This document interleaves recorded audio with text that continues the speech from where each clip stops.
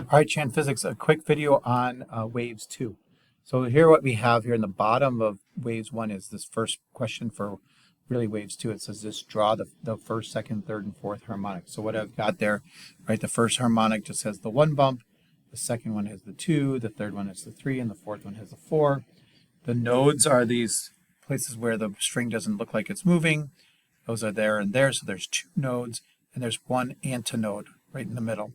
And so you can see for the second one, there's 3 nodes and 2 antinodes. And so we can keep going. 1, 2, 3, 4 nodes, 1, 2, 3 antinodes. Okay, so that's that page. And so if you look at the top of this page, this is the stuff that we said was really simple velocities and stuff. So I'm just going to show you the key as soon as I can find it. The key. So all we're doing is a 4-column method with the velocity equation. So velocity is equal to frequency times the wavelength. And so all they're doing is they're giving you the frequency and the wavelength, and you're just multiplying them out. Here they're giving you the speed and the frequency, but not the wavelength. You're just solving for the wavelength, so you're dividing. And here they're giving you speed and the wavelength of 1, and so you're just going to get the frequency of that. Okay, so that's pretty simple. All right, the second part of this problem set is that we're looking at the harmonics. And so they're going to ask us about the standing waves, and they want to know the number of nodes, antinodes, and how many waves. So the nodes and stuff are pretty simple. There's 1, 2, 3, 4, 5 nodes, pretty simple. That's where they're not moving. Antinodes would be 1 less than that, so 1, 2, 3, 4. But the thing that a lot of people have trouble with is how many waves are there. Remember, a wave looks like this. It starts like this and comes down like this. So that's a wave. That's a full wave, and it's going to start to repeat itself. So if I look in right here, I see 1 full wave and then 1 more full wave, so a total of 2. So there's 2 waves there. All right, now this is the tough part. A lot of people have trouble with this, and some people think this is pretty simple. But the reality is that in your grouping, this starts out looking like this. So you have all of these here, and a lot of people think it's just too much. They don't know what to do with it. But the reality is there's some things that they're telling us. So first of all, they're showing us the first harmonic right here. This is the first one. It has 1 bump, so 2 nodes, 1 antinode. This is the first harmonic. And so we just need to put that as number 1. So I'll show you the key now. So you can fill out the first harmonic first in this thing right here. So the first harmonic is 1. They gave us that it was 44 hertz to drive this to look like this. They told us that the string from here to here is 5 meters long. So there's 5 meters right here. And so they ask us how long is the wavelength. But you have to remember that this is only 1/2 of a wave. And so if this length here is 5, to get the wavelength, we have to take 5 divided by 0.5, and we get 10. So the wavelength for this harmonic is 10. All right, and then so once we find that, the frequency times the wavelength will get us the velocity. Now, once we know the velocity of our wave on a spring, remember I said all we can do now is change the frequency and the wavelength, but we can never change the velocity. Teachers, so, just a reminder, there's a staff meeting in the media center starting at 2:45 today. Okay.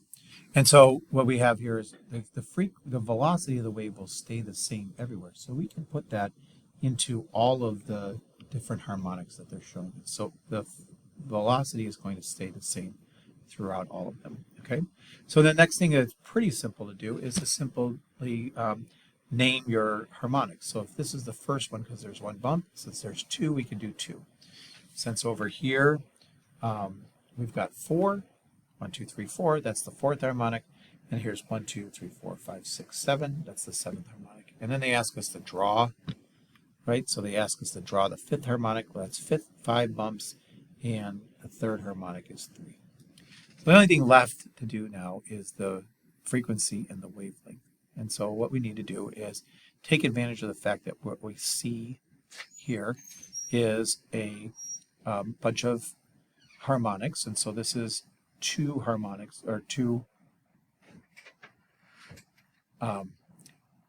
two wavelengths. So we 1, 2, right? And so what we can do is we can say, well, we can figure out the wavelength from that. We know that the distance from the string end to end is 5. So 5, and if there's 2 full wavelengths in here, 5 divided by 2 is 2.5. Once we know that it's 2.5, we can just take the velocity. Remember, velocity equals this, so we can just take the 440 times frequency, and the wavelength is 2.5. And so then now we can take that to find out what the frequency is. The other way that we can do the frequency is we can just use our other equation.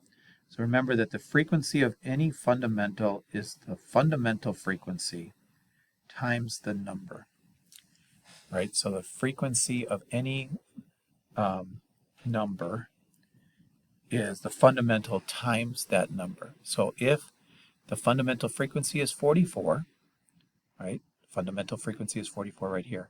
Then if we want to know what the frequency for the second harmonic is, we just multiply it by 2. So 2 times 44 is 88.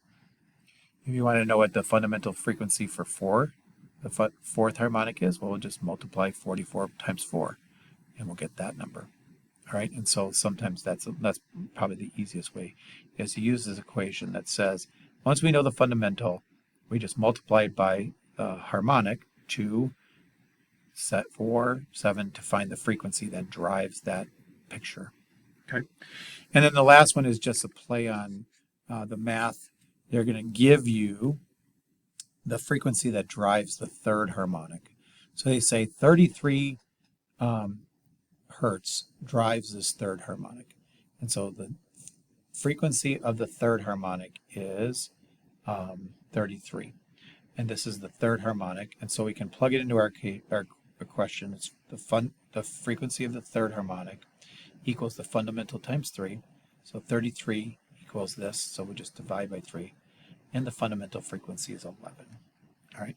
So these are back and forth. Once you get them, you're going to be a rock star on them. Until then, there's actually another set in waves number 3, so you can practice.